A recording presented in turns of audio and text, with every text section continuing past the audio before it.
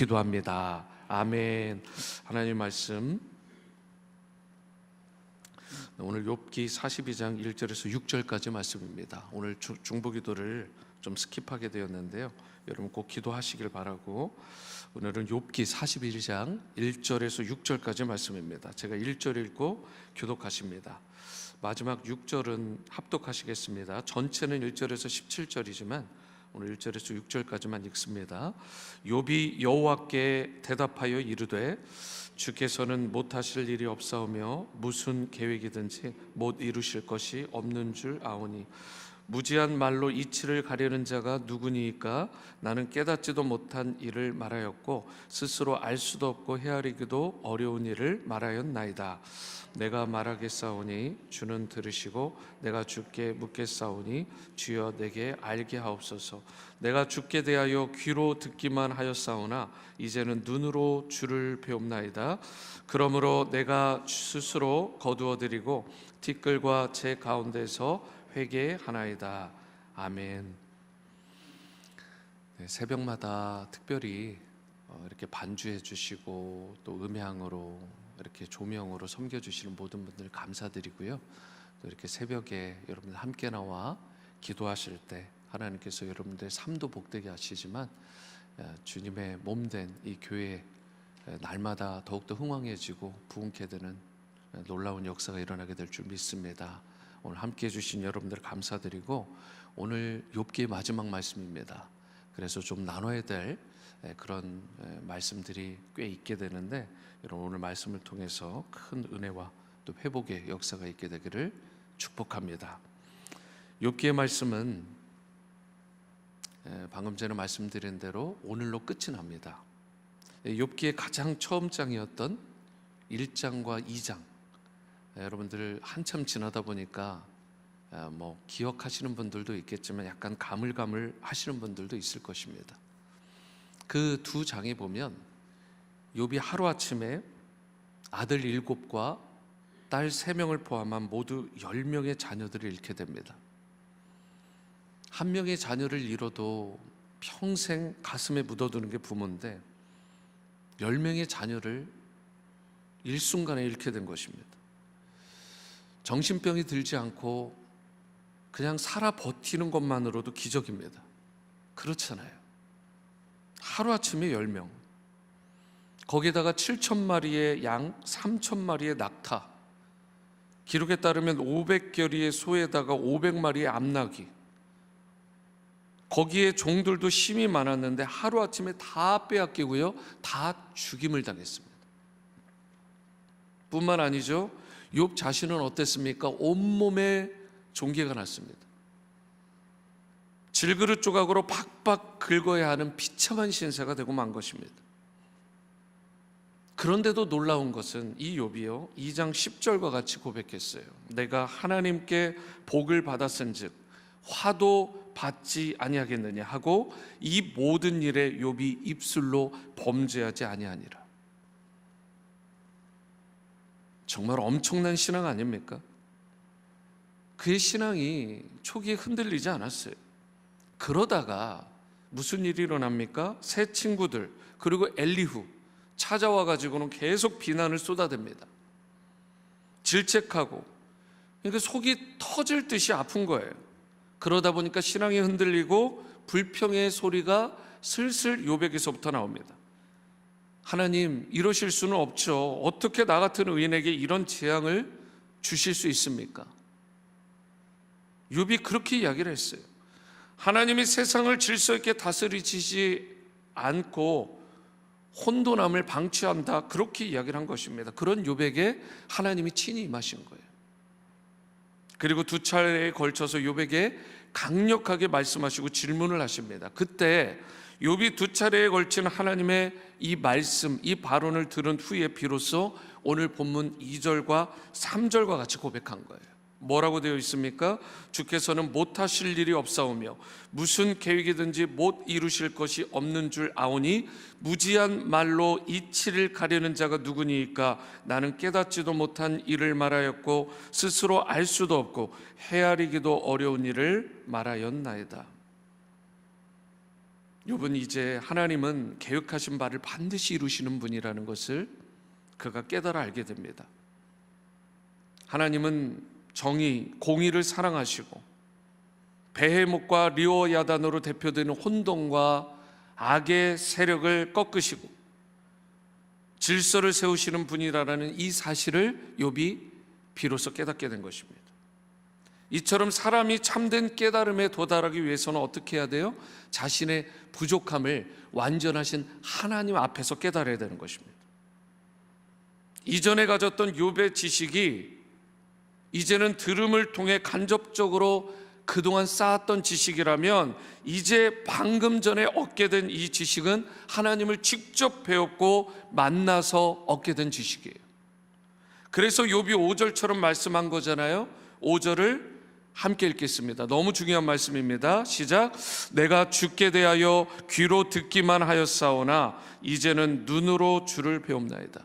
신앙의 연륜, 신앙의 깊이가 다릅니다. 우리 모두가 신앙의 깊이와 연수가 똑같지 않아요. 욥과 같은 의인도 자기가 하나님에 대해서 그동안은 귀로 듣는 수준이었지만 이제는 눈으로 보는 수준까지 다다랐다고 고백을 하는 것입니다. 우리가 하나님을 알아가는 것, 그분과의 친밀한 관계를 세워가는 것은 끝이 없는 줄로 믿으시기 바랍니다. 그래서 우리는 결코 교만하면 안 되는 거예요. 겸손해야 되는 것입니다. 특별히 욥이 이렇게 깊어진 것은 그의 고난을 통해서 깊어진 거예요. 하나님을 구체적으로 깊이 알게 되는 시간은 사실은 고난을 통해 더해지는 것입니다. 욥은 갑자기 자신에게 임한 재앙이 어떤 의미인지, 하나님의 뜻이 거기에 어떤 의미로 부여가 되었는지 처음엔 도저히 알 수 없었지만 이제는 밝히 깨달아 알게 됐다라고 이야기를 한 것입니다. 사람은 고난 가운데에서 하나님을 더 알게 하고요, 그리고 보게 하고 만나게 되는 그런 은혜가 있는 것입니다. 광야 같은 세상, 즉 고난의 현장에서 하나님 외에는 의지할 분이 단 한 분도 없을 때, 철저히 주님만 의지하고 신뢰하게 될 때, 그 하나님을 인격적으로 만날 때 바로 그때 새로운 역사와 기적이 일어남을 믿으시기 바랍니다. 욥을 포함해서 하나님께 위대하게 쓰임받았던 성경 속 인물들을 보면 한결같이 인생의 광야, 즉 고난을 경험했습니다. 우리 인생도 마찬가지라고요. 어떤 사람은 학업과 직장 실패를 경험하고요, 어떤 사람은 결혼의 실패를 경험하고, 또 어떤 사람은 사랑하는 사람을 먼저 떠나보내는 아픔을 겪기도 했습니다. 제가 산호세에서 사역을 했는데 잘 알고 지내던 집사님이 배우자를 잃게 됐어요. 어제 위로 전화를 좀 해드렸습니다. 어떻게 위로할 방법이 없더라고요. 근데 놀라운 건 이분이 저의 안부를 오히려 묻는 거예요. 새로운 사역지에서 사역은 어떠신지, 아이들은 많이 컸느냐고 담담한 목소리로 말씀하시는 그 노 어르신의 그 모습에 참 고개가 숙여질 수밖에 없더라고요. 본인은 배우자를 잃어서 아픔 가운데 있는데, 여러분, 우리가 고난 가운데에서 주님을 알아가는 깊이가 더해가는 것입니다. 참 싫지만, 피하고 싶지만 결코 피할 수 없는 그 고난 가운데서도 하나님께서 여러분과 저에게 음성을 들려주시고 그분을 보게 하는 그런 은혜가 있게 될 줄 믿습니다. 그때 회복의 역사가 일어나는 거예요. 그리고 오히려 그 어려운 순간에 자신의 아픔만 움켜쥐지 않고 다른 사람을 위로하고 격려하는 그런 놀라운 인생으로 세워지게 되는 것입니다. 사랑하는 지구촌 성도 여러분, 이 새벽에 성령의 도우심으로 말미암아 하나님을 밝히 보는 은혜가, 그 눈이 여러분과 저에게 열리게 되기를 주님의 이름으로 축복합니다. 그래서 욥과 같이 자신에게 처한 현실이 온전하게 해석되고 모든 것이 새로워지고 소망 가운데 우리가 거하게 되며 더 높은 차원으로 비상하는 우리의 삶이 될 수 있게 되기를 바랍니다. 제가 참 좋아하는 말씀 가운데 하나가 호세아 6장 1, 2절인데 그 말씀에 따르면 주님께 가까이 나가면 주님이 우리를 싸매어 주신다는 것, 주님께 우리가 가까이 고난 가운데서도 나가게 하면 우리를 토론하게 해주신다는 것입니다. 우리의 마음을 낫게 해주세요. 육체를 세워주십니다. 우리의 영혼을 새롭게 하여 주시는 거예요. 다시 일으켜 주시는 은혜가 주님께 가까이 나갈 때 있게 되는 것입니다.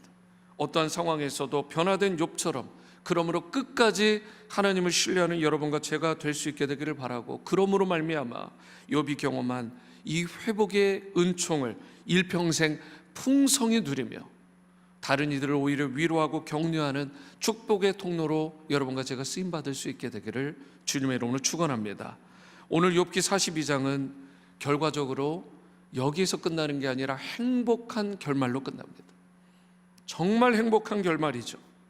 먼저 7절을 보시면 하나님은 먼저 가장 연장자로 보이는 엘리바스에게 말씀하시면서 새 친구들을 꾸짖으십니다. 그들의 말이 욥의 말처럼 옳지 못하다라고 평가를 하셨어요. 이는 새 친구들이 욥을 위로하는 위로자로 서기는커녕 짧은 지식으로 욥의 상황을 단정하고 정죄하고 괴롭혔던 것에 대해서 하나님이 지적하신 것입니다. 욥이 당하는 고난이 그가 지은 죄 때문이라면서 자신들은 의롭고 자기는 의롭고 욥은 악하다라고 정죄했던 이 모습을 하나님이 어떻게 하셨다고요? 꾸짖으셨다고요. 그래서 여러분과 저는 누군가를 감히 판단하면 안 되는 것입니다. 그 사람의 신발을 신어보기 전에는 그 사람의 어려운 상황, 아픈 상황 우리가 다 이해할 수 없어요. 그래도 감사한 건 하나님께서 그러한 새 친구들을 심하게 벌하지는 않으셨습니다. 제사를 통해서 용서받을 수 있는 길을 열어주셨어요. 오늘날로 얘기하면 하나님을 향해 마음과 뜻과 힘과 생명을 다한 예배를 통해서 나아갈 때 회복의 은총을 베풀어 주셨다는 것입니다. 그런데 8절을 보시면 숫소와 순양을 각각 7마리씩이나 바치는 큰 규모의 제사를 드리게 하신 것으로 볼 때 그들이 욥에게 했던 그 부분이 굉장히 큰 죄였다라는 사실을 보여주는 것입니다. 한 마리가 아닙니다. 이 제사를 통해서 하나님은 욥이 친구들을 위해서 기도를 하게 했습니다. 욥이 중보자로 나가게 했어요. 그로 말미암아 욥과 새 친구들이 다시 좋은 친구로 회복되게 된 것입니다. 그리고 이처럼 욥이 그 친구들을 위해서 기도하며 용서했을 때 어떤 일이 벌어졌다고요? 하나님께서 욥을 기쁘게 받아주셨을 뿐만 아니라 10절 말씀이요, 여호와께서 욥의 공경을 돌이키시고 욥에게 이전 모든 소유보다 갑절이나 회복시켜 주셨다라고 합니다. 여기서 우리가 주의해야 될 중요한 영적 원칙이 있습니다. 그것은 물질적 복이 우선이 아닙니다. 우리의 기도를 늘 점검해야 돼요. 이거 달라고, 이거 해결해 달라고 하기 전에 욥이 지금 그리고 그 친구들이 먼저 무엇을 했다고요? 관계의 회복을 이루었다는 것입니다. 주기도문에도 나오잖아요. 우리가 수도 없이 암기해서 기도하는 그 주님이 가르쳐 주신 기도문, 거기에도 여러분 용서에 대한 부분이 나와 있잖아요. 욥의 경우에 친구들과의 관계가 회복되었고요, 11절처럼 그의 형제와 자매와 이전에 알 수 없던 이들과의 관계가 회복되고요, 그 후에 회복된 것이 물질을 갑절이나 받게 된 것입니다. 결국 관계가 키예요. 정말 중요한 건 하나님과의 관계, 이웃과의 관계의 회복입니다. 이게 복인 거예요. 여러분 이것을 믿으시기 바랍니다. 하나님과의 관계 회복, 이웃과의 관계 회복. 그래서 이런 말이 있습니다. Christianity is not a religion but a relationship. 기독교는 종교가 아니라 관계다. 그러므로 물질의 회복 이전에 우리 기도의 심지어 부르짖음 이전에 가장 먼저 회복돼야 될 것이 있다면 그것은 관계 회복이라는 것입니다. 즉 하나님과의 관계, 이웃과의 관계. 욥의 회복 과정을 보면 새 친구들이나 주위 사람들에게 그가 안갚음을 하지 않았어요. 어디 두고 보자 그렇게 하지 않았다고. 나중에 재산을 갑절이나 받고 종들을 수없이 받았을 때 원수를 갚는 거에 그걸 쓰지 않았습니다. 오히려 그들을 용서했어요. 화해했습니다. 회복된 관계로 그들이 아름답게 세워진 것입니다. 욥은 이처럼 하나님의 복과 은혜를 받을 만한 그런 그릇으로 그가 준비가 되었던 것입니다. 그가 관계를 잘 회복했기 때문에 하나님의 복이 그의 삶을 가득 채우게 된 것입니다. 우리는 혹 중요한 과정은 생략하고 결과인 복에만 집중할 때가 있어요. 내 시작은 미약하였으나 내 나중은 힘이 창대하리라. 끝부분만 보는 거예요. 끝부분만.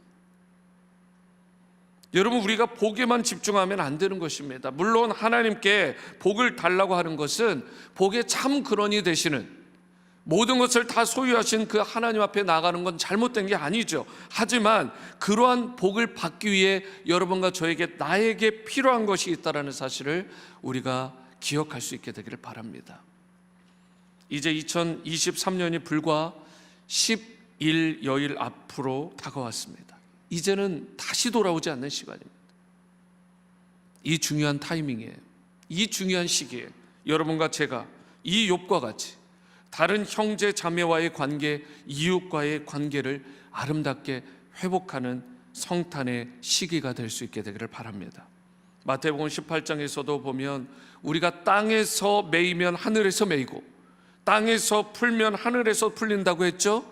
여러분, 그런데 이것은 사실 기도에 관한 말씀이기 전에 관계에 대한 말씀입니다. 성경의 그 전후 맥락을 다 살펴보시면 사실은 관계에 대한 부분이 먼저예요. 그러므로 우리는 올 한 해를 마무리하기 전에 누군가의 관계에 있어서 혹 내가 꿍하고 용서하지 못하고 묶인 매듭이 있다면 그것을 잘 풀고 새해 2024년을 주님의 사랑 안에 맞이할 수 있게 되기를 바랍니다.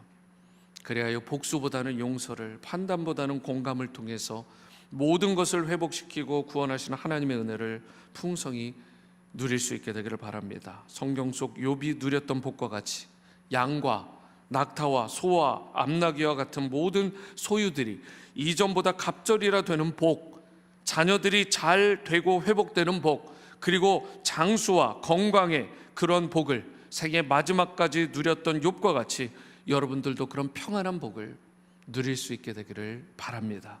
하나님은 의인이 고난을 경험하게 하실 수는 있으시지만 결국 모든 것을 회복시켜 주신 하나님, 더 큰 복으로 하나님의 자녀의 백성인 여러분들에게 베풀어 주시는 하나님이심을 끝까지 믿고 신뢰하시고 2023년 한 해를 주 안에서 아름답게 마무리하시고 다가오는 2024년 새해를 소망 가운데 기쁨으로 맞이하는 여러분과 저의 삶이 될 수 있게 되기를 주님의 이름으로 축원합니다. 기도하십니다. 사랑과 은혜의 주님, 우리가 욥기 42장까지의 말씀을 오늘 마무리하게 됩니다. 하나님, 그동안 들려주셨던 말씀 한 귀로 듣고 다른 귀로 흘려보내지 않게 하시고 마음의 심령에 잘 새기게 도와주시고 그 들은 말씀으로 하나님을 이제는 듣는 정도가 아니라 보는 데까지 나갔던 욥과 같이 우리의 신앙이 한 단계 성숙한 단계로 나가게 하시고 성탄의 계절 12월에 아직 내 안에서 여전히 누군가를 미워하고 판단하고 정죄하는 모습이 있다면 오늘 그 모든 것들을 성령의 도우심으로 털어보내고 과거로 돌려보내고 이제 화해와 용서와 하나됨을 이루는 아름다운 성도의 삶 다 살아가도록 이 시간 성령으로 우리를 도우시고 역사하여 주옵소서. 성탄의 계절 12월 주님만이 우리의 삶을 통해 영광 받으시기를 원합니다.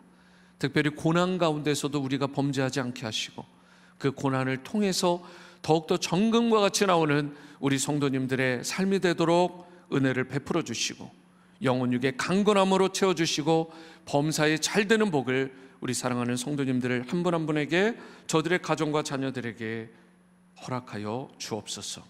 감사드리며 존귀하신 예수님의 이름으로 축복하며 기도합니다. 아멘. 하늘에 계신 우리 아버지여, 이름이 거룩히 여김을 받으시오며 나라가 임하시오며 뜻이 하늘에서 이루어진 것 같이 땅에서도 이루어지이다. 오늘 우리에게 일용할 양식을 주시옵고 우리가 우리에게 죄 지은 자를 사하여 준 것 같이 우리 죄를 사하여 주시옵고 우리를 시험에 들게 하지 마시옵고 다만 악에서 구하시옵소서. 나라와 권세와 영광이 아버지께 영원히 있사옵나이다. 아멘. 계속해서 개인의 기도로 나가시겠습니다.